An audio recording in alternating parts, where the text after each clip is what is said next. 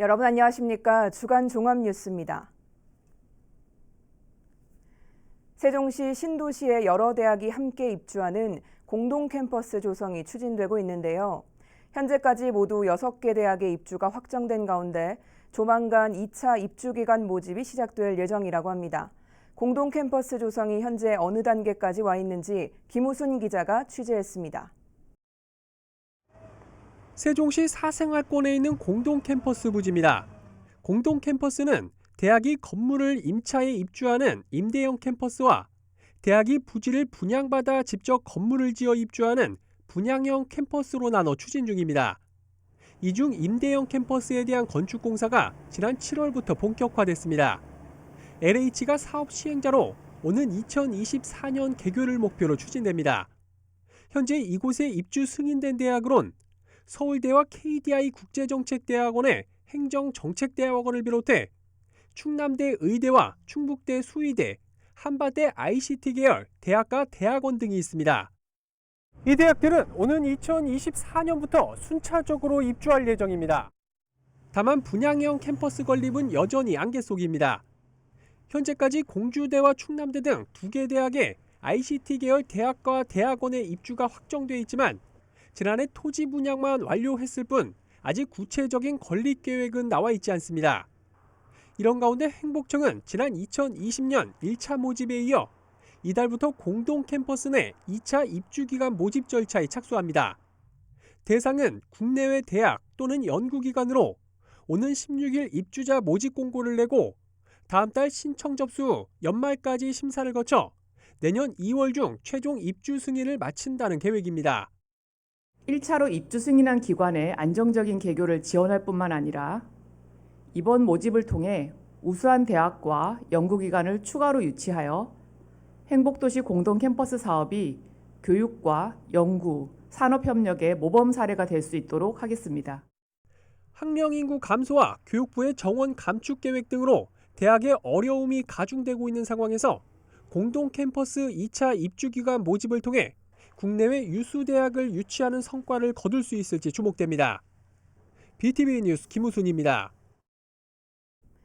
한편 세종에 들어서는 미래형 고등학교 모델인 캠퍼스 고등학교의 개교 목표 시기가 당초 2024년에서 2025년으로 1년 연기됐습니다.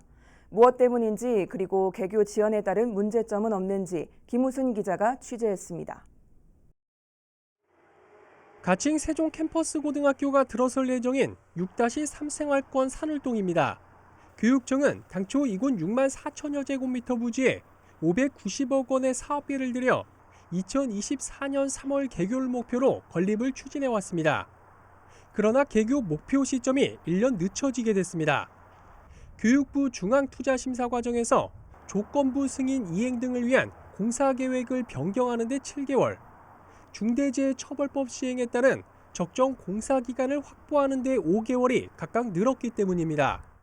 중대재해처벌법이 금년 1월부터 시행이 됐습니다.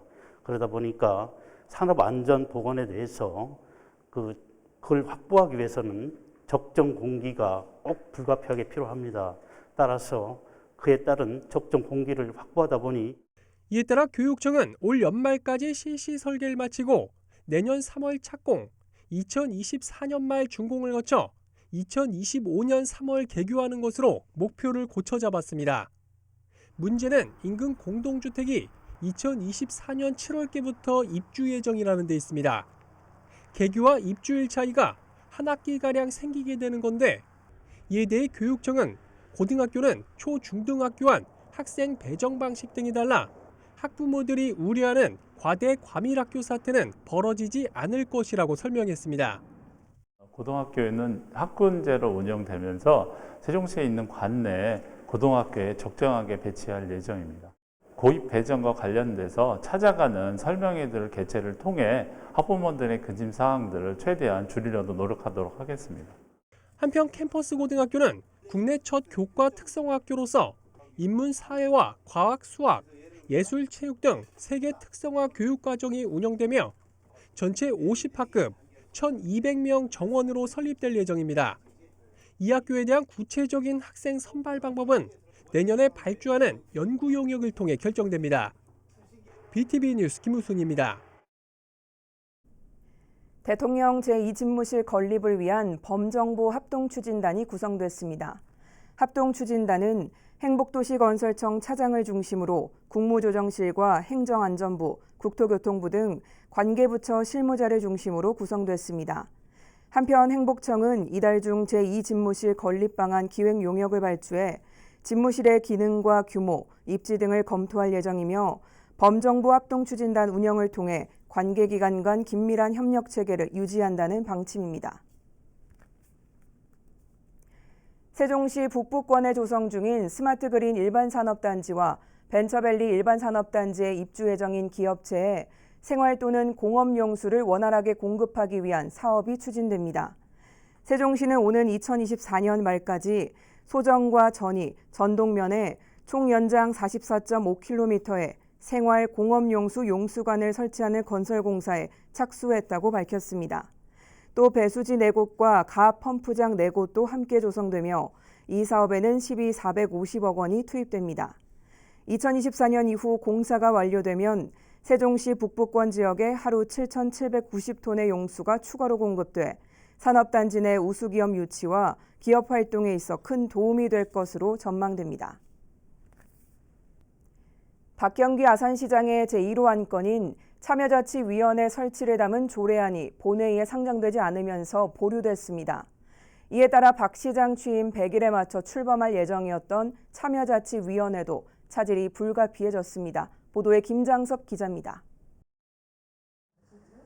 박경기 아산시장의 1호 안건인 참여자치위원회 설치를 담은 조례안이 결국 의회 문턱을 넘지 못했습니다. 기획행정위원회에서 보류되면서 담당 부서는 절충안을 다시 제출했지만 지난 8일 열린 본회의에 재상정되지 않으면서 최종적으로 보류 결정이 난 겁니다. 가장 큰 문제로 지적된 건 자치위원회의 의결 권한. 그동안 시의회는 자문 성격의 위원회에 의결 권한이 부여될 경우 독단적인 정책 결정이나 현안을 자치위로 미루는 면피 행정이 될 수 있음을 우려했습니다. 또한 민선 7기 비슷한 성격의 위원회조차 제대로 운영되지 않았던 상황에서 255명 규모의 자치위는 과다하다고 지적한 바 있습니다. 이에 따라 박경기 시장 취임 100일에 맞춰 출범할 예정이었던 참여자치위원회도 차질이 불가피해졌습니다. 이에 대해 아산시는 많은 시민들이 정책에 참여할 수 있도록 하기 위한 취지인 만큼 지적된 사항에 대한 절충안을 제시할 계획으로 자치위가 올해 연말 출범할 수 있도록 다음 회기에 재상정할 예정입니다. 한편 아산시 참여자치위원회는 현안과 주요 사업 정책 결정 과정에서 전문가와 활동가, 이해 관계 시민, 공무원 등이 참여해 행정의 민주성과 투명성을 확보하는 역할을 담당하는 기구로 민선 8기 박경기 아산시장의 핵심 공약입니다. BTV 뉴스 김장섭입니다. 누구에게나 새 출발은 설렘과 걱정이 공존하죠. 낯선 환경에서 사회 첫 발을 내딛는 새내기 공무원들도 마찬가지일 겁니다. 충남교육청 노사가 이런 신규 공무원들을 위해 업무 매뉴얼을 개발했는데 반응이 좋습니다. 송용환 기자의 보도입니다. 올해 1월 신규 공무원으로 임용된 박승현 주무관. 학교 행정실의 특성상 업무 범위가 넓어 배워야 할 일이 한두 가지가 아닙니다. 시스템적으로 뭐 어떻게 해야 되는지를 일일이 교육받지를 않고 뭐 개발적인 것만 이제 연수도 그렇고 그런 식으로 받으니까 이제 처음에 진짜 일을 진짜로 어떻게 하는지를 잘 몰라서 그때 막 많이 헤맨 게 되게 힘들었던 것 같아요. 충남교육청이 새내기 공무원을 위해 너를 위한 충전기라는 업무 매뉴얼을 내놨습니다. 선배 공무원들이 실제 현장에서 겪은 경험을 토대로 다소 딱딱할 수 있는 내용을 알기 쉽게 풀어냈습니다. 신규들 눈높이에서 만들었기 때문에 좀 보고 따라하기도 편하고 나와 있는 게 예시도 있고 해서 순서대로 업무에 적용하는 데 많이 도움을 받았었습니다. 신규 공무원은 물론 경력이 많은 공무원들에게도 활용도가 높아 반응이 좋습니다. 이 때문에 발간 첫 해인 지난해 520페이지에서 올해는 840페이지로 내용을 대폭 보강했습니다. 또 책자 발간을 위해 11명의 지필진을 공개 모집하고 TF를 구성하는 등 교육청과 노조가 7개월 동안 머리를 맞댔습니다. 약간 사전적인 의미가 있거든요. 근데 막상 신규들이 와서 업무를 해야 되는 거는 그 실용적인 업무가 좀 필요해요. 그래서 저희들이 이 고민 끝에 분야별로 이 업무에 좀 경험이 있는 친구들을 모아서 앞으로도 노동조합과의 적극적인 협력을 통해서 민주적인 조직 문화를 만들고 모두가 일하기 좋은 행복한 충남교육을 만드는 데 앞장서겠습니다. 충남교육청 노사는 앞으로도 업무 매뉴얼 공동개발 사례와 같이 노사 협력 사업을 지속적으로 발굴할 계획입니다. BTV 뉴스 송용환입니다. 천안시가 2013년 K컬처 지역 박람회와 2026년을 목표로 추진 중인 K컬처 세계 박람회 밑그림을 제시했습니다. 2023년 K컬처 지역 박람회에는 K스타 토크쇼와 강연 등을 비롯해 K팝 콘서트 등 다양한 공연을 열 계획입니다. 또 전 세계적으로 사랑받는 K드라마와 영화는 물론 국내 최고 웹툰 플랫폼들과 연계해 다양한 웹툰을 체험하는 K웹툰존을 운영합니다. 특히 패션부터 굿즈와 화장품 등을 소개하는 K라이프 등 한류 문화 콘텐츠를 선보이는 체험 전시 부스와 프로그램 등도 선보일 계획입니다. 아산시가 아산 우체국과 함께 복지 사각지대 예방 및 발굴을 위한 복지등기 시범사업 업무협약식을 체결했습니다. 충청권 최초이자 전국 5번째로 추진하는 복지등기 시범사업은 시와 우체국, 우체국 공익재단 간 협업체계 구축을 통해 복지 사각지대 의심 가구에 복지 서비스 관련 안내문을 등기 우편으로 배달하고 도움이 필요한 대상을 찾아 지원하는 사업입니다. 협약에 따라 시는 위기 상황이 의심되는 가구에 복지제도 안내문을 발송하고 우체국은 집배원을 통한 1차 위기도 조사를, 우체국 공익재단은 등기 비용 지원을 각각 분담하게 됩니다.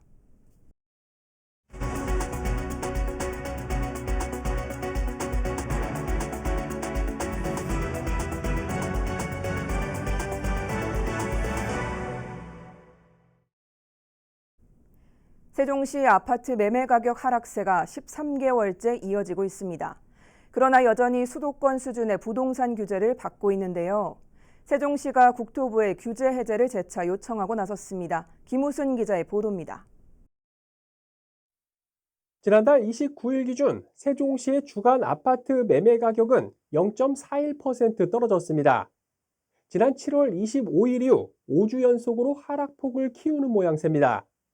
올해 들어서만 누적 하락률이 6.33%에 이릅니다.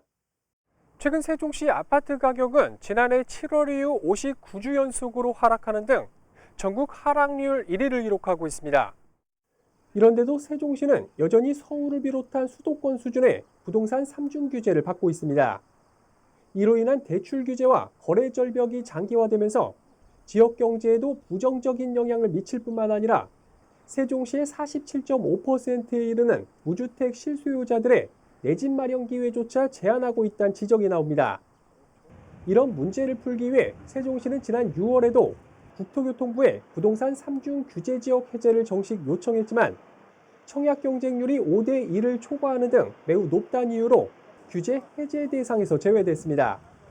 세종시는 받아들일 수 없다는 입장입니다. 전국 단위 청약을 허용하는 이상은 우리는 그럼 영원히 3중 규제에서 완화될 수가 없는 거 아니냐. 그럼 우리 시민들한테 그것은 경제적인 손실을 끼치는 거 아니겠는가. 이에 최민호 시장은 7일 국토부 장관을 만나 세종시 부동산 규제 완화를 재차 요청한 것으로 전해졌습니다. 세종시가 요구하는 건 크게 두 가지. 현재 60%인 당해 지역 청약 비율을 더 확대해달라는 것과 부동산 3중 규제를 해제해달라는 게 핵심입니다. 저는 시장입니다. 시장으로서는 시민의 이익을 주장하는 것이고 또 국토부 장관은 또 전국적인 국민을 대상으로 하는 입장이 다르기 때문에 충분히 지금 만나서 얘기를 하고 설득하고 하고 있습니다. 세종시가 시민을 위한 청약제도 개선과 부동산 3중 규제 완화라는 난제를 어떻게 풀어나갈지 주목됩니다. BTV 뉴스 김우순입니다. 세종과 대전을 오가는 시내버스의 전면 무료 환승이 가능해지면서 충청권 4개 시도 간의 통합 환승 요금 체계 구축 여부가 관심사로 떠오르고 있습니다.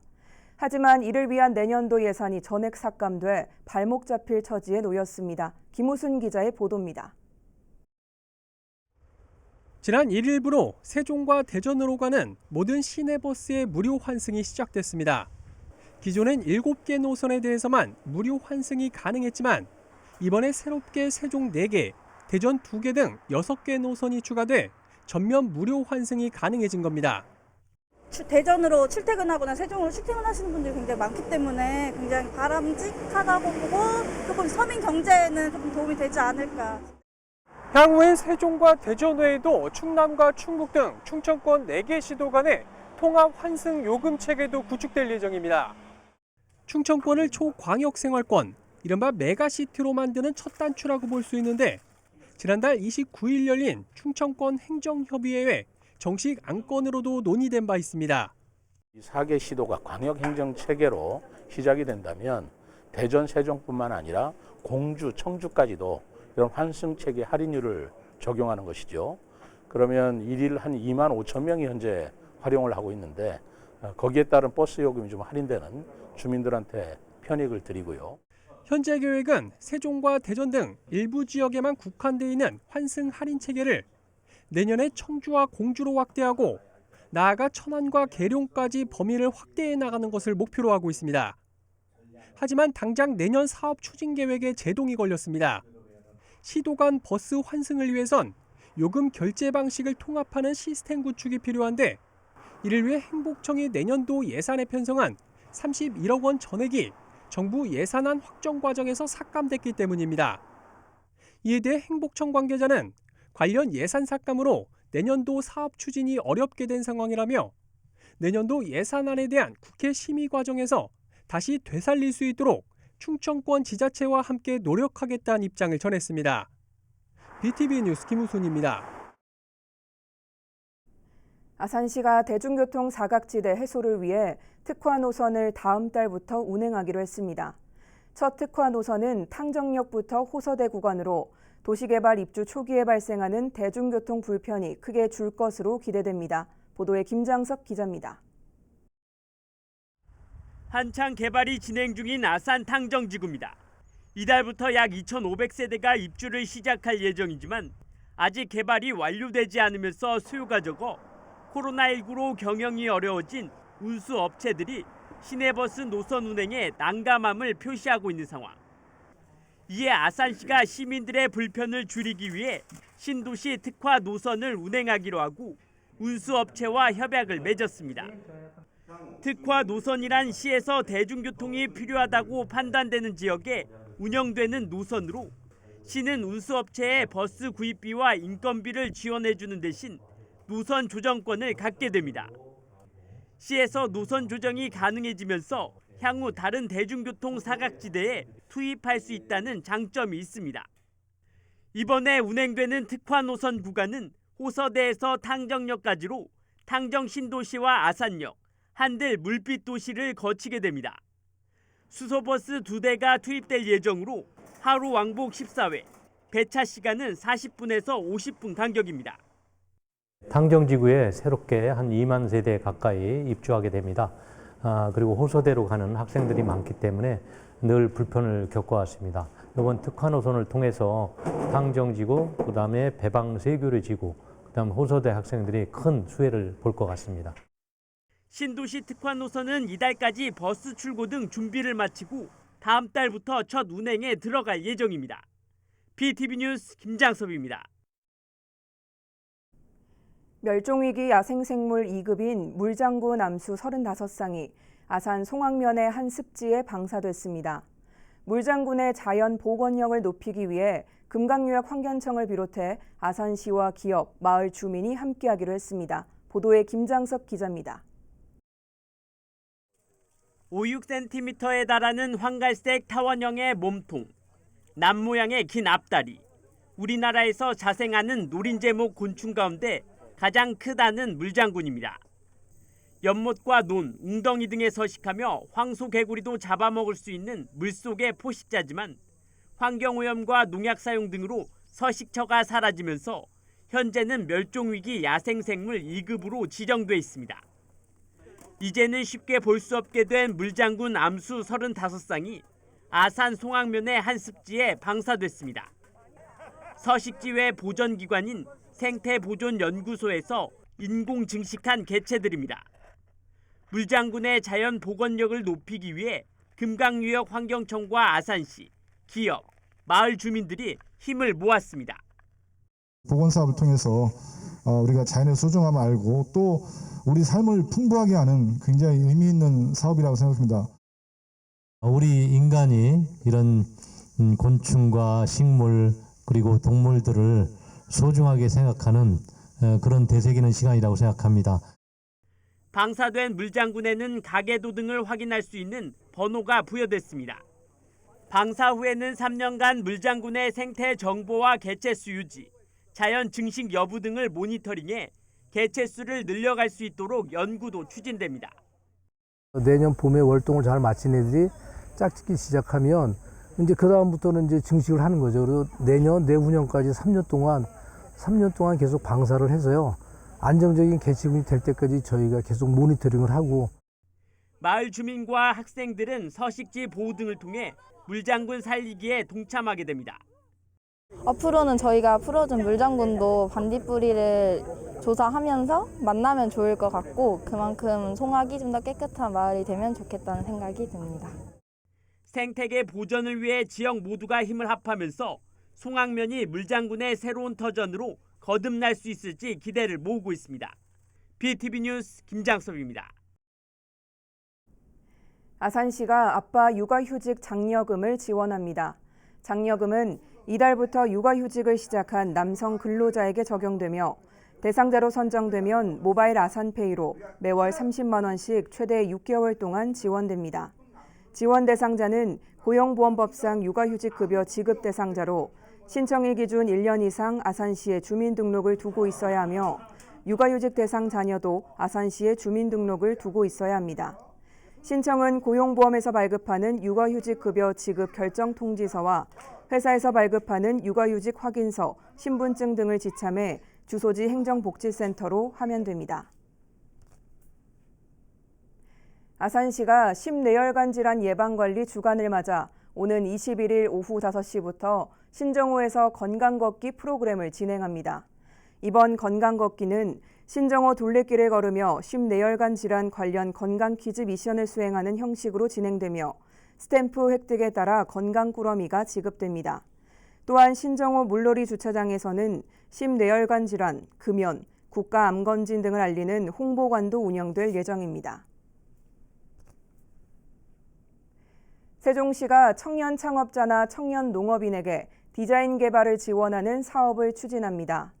올해가 사업 마지막 해인 이 사업은 청년 기업이 필요로 하는 맞춤형 디자인을 지원함으로써 기업 경쟁력을 높이고 매출 증대를 돕기 위해 마련됐습니다.